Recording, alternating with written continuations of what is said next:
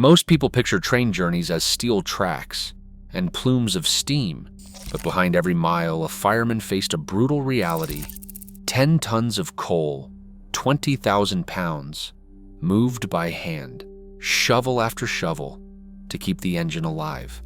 This was not just a job, it was a survival test, where a single mistake could stall a train and break a body.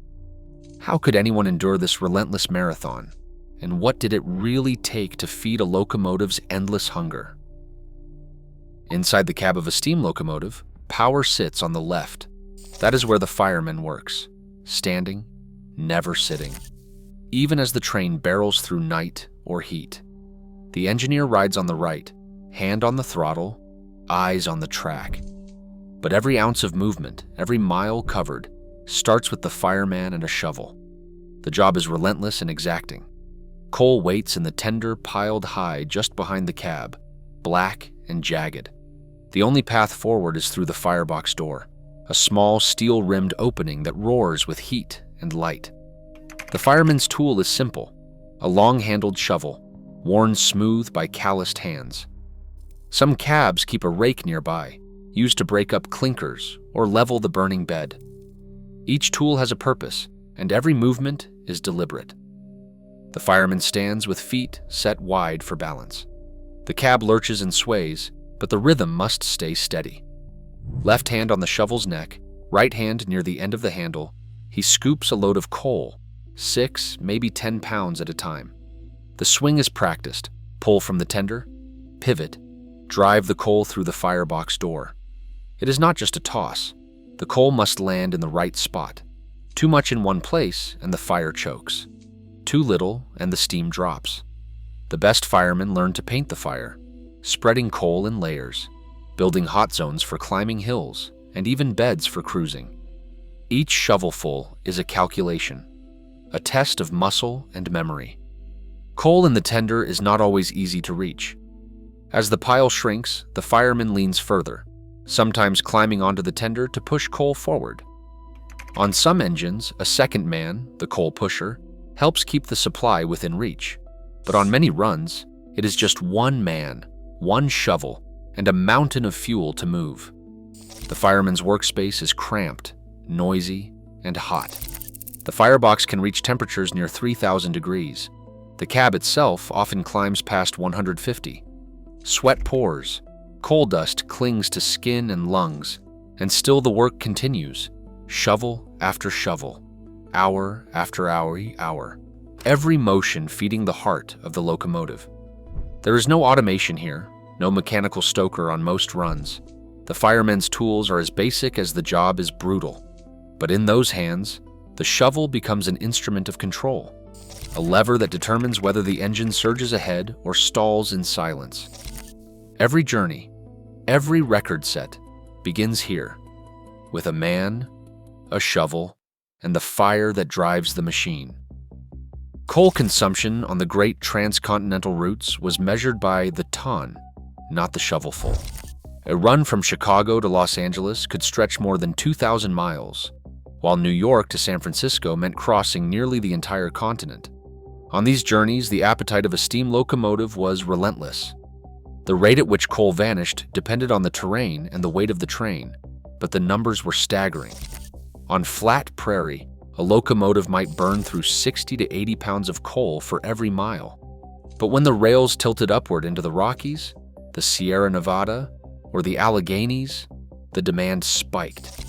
Mountain grades could push consumption to over 200 pounds per mile, or more than 10 tons in a single hard-fought climb.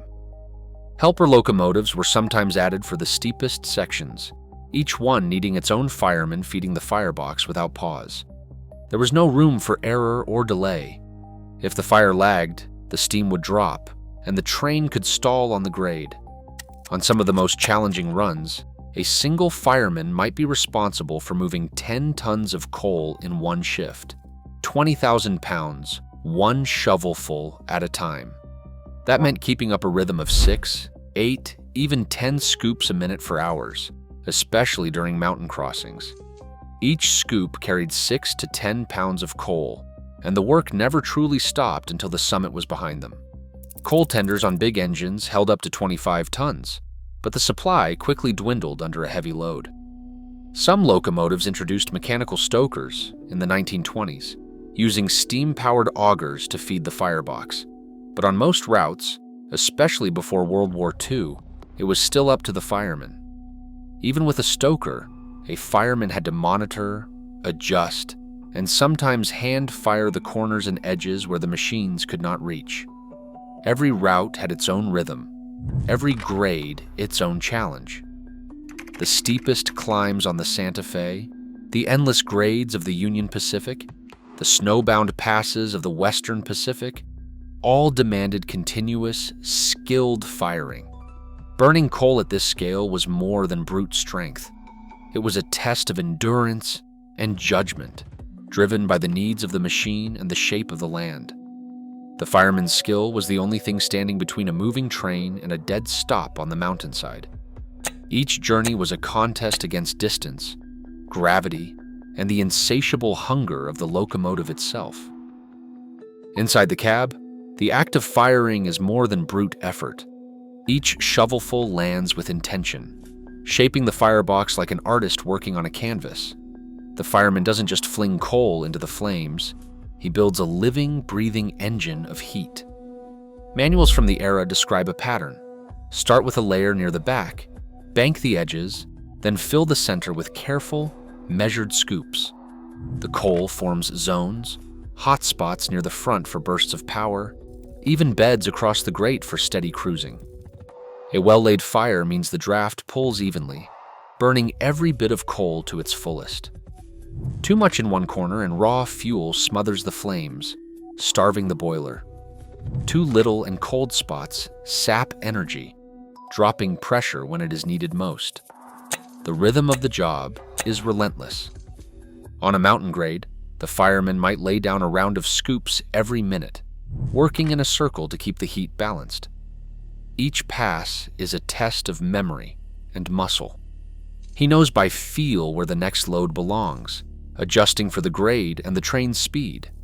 The technique is passed down from older hands. A flick of the wrist to scatter coal, a pause to watch the color of the fire. White hot in the center means power for climbing. A dull red at the edges signals time to bank more fuel. In preserved railways today, volunteers practice these same motions, learning to build a fire that breathes and grows under their care. Historical guides emphasize the importance of cadence: shovel, step, swing, repeat. On long runs, the fireman's pattern becomes almost musical, each scoop part of a larger design. The best could keep the fire humming for hours without a single wasted motion. Watching a skilled fireman at work, it is clear this is more than labor. It is a craft honed by experience. Every journey depended on the fireman's ability to read the fire, to sense what the locomotive needed before the pressure gauge dropped.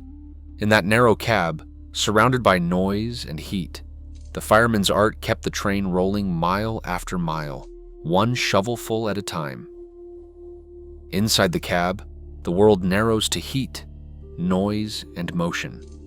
The firebox glares like an open furnace, its core burning near 3,000 degrees Fahrenheit. Radiant waves roll out from the steel door. The air itself shimmers. Sweat beads and pours, soaking shirts in minutes. Even with the cab windows open, the thermometer can top 150 degrees Fahrenheit. Coal dust floats in the thick air, mixing with steam and the sharp tang of hot metal. Every breath tastes of ash. Every movement is a contest with the heat.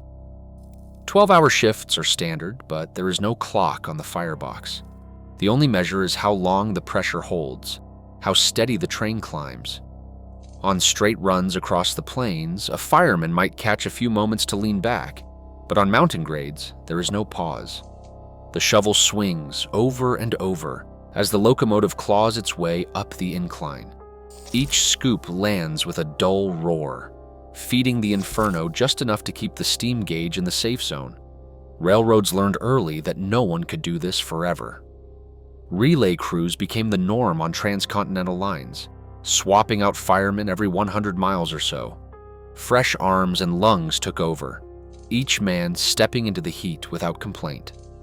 But not every run allowed for relief. Wartime shortages, emergencies, or the isolation of remote mountain passes sometimes forced a single fireman to work the entire stretch alone. In those moments, endurance was not just a point of pride, it was the only thing between a moving train and a dead stop. Helper locomotives joined the effort on the worst grades, each one demanding its own fireman. The mountain crossings of the Rockies or the Sierra Nevada could call for a dozen men, each locked in their own battle with the heat and the rhythm of the shovel. The cab became a pressure cooker, sweat running down faces, hands blistered and blackened by the relentless work. There was no relief from the noise, steel wheels pounding, the hiss of steam, the constant roar of the firebox. Under these conditions, the fireman's body reached its limits. Shoulders ached, backs cramped, and the pounding of the heart became as steady as the chuff of the pistons. Dehydration set in quickly, with gallons of water lost to sweat and no break to replenish. The only way through was to keep moving, keep shoveling, keep the fire alive. Every mile conquered in the heat was a quiet victory, a testament to human endurance against the raw forces of steam and steel. Railroad archives hold a patchwork of evidence about the fireman's burden, some precise, some open to debate. Crew ledgers from the Union Pacific Historical Society, for instance, list coal consumption by the ton and crew by name, but they rarely specify which fireman shoveled which load. Wartime directives from the Office of Defense Transportation dated 1943 ordered maximum efficiency on transcontinental routes, pushing crews to their limits during coal shortages and troop surges. In those years, reports from the Brotherhood of Locomotive Firemen and Engine Men reference exceptional single-man runs on helper locomotives, especially across western mountain grades. Yet most logs record only total coal burned per engine, not per individual. A Santa Fe Division log from September 1944 notes 19.8 tons loaded at Gallup and 7.3 tons remaining at Barstow after a single uninterrupted run, 12 hours with no relief crew. The fireman's name appears in the ledger, but the record does not break down how much coal he moved by hand versus what the stoker delivered. In another case, a 1942 pay sheet from the Pennsylvania Railroad lists overtime for extended firing on the Horseshoe Curve, citing 10.2 tons burned over a night shift. The notation reads, "Hand-fired entire grade, no stoker available." Even here, ambiguity lingers. Did all that coal pass through one man's hands? Or did a brakeman step in to help during the steepest climb? Newspaper clippings from the era sometimes celebrated local heroes. The Chicago Tribune in April 1945 credited fireman John Petrowski with keeping a troop train rolling over Raton Pass. 10 tons of coal moved with no relief. Yet that article drew from company press releases and lacks supporting documentation.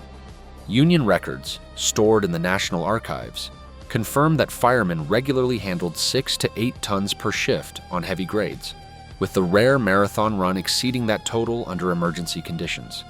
Still, the line between fact and legend blurs in the absence of detailed, hour-by-hour firing logs. The best substantiated claims come from preserved crew rosters and operation manuals. The New York Central's 1946 firing guide cautioned that a single fireman should not be expected to move more than 8 tons per shift under normal conditions. Wartime exceptions are acknowledged, but specifics are left to the margins.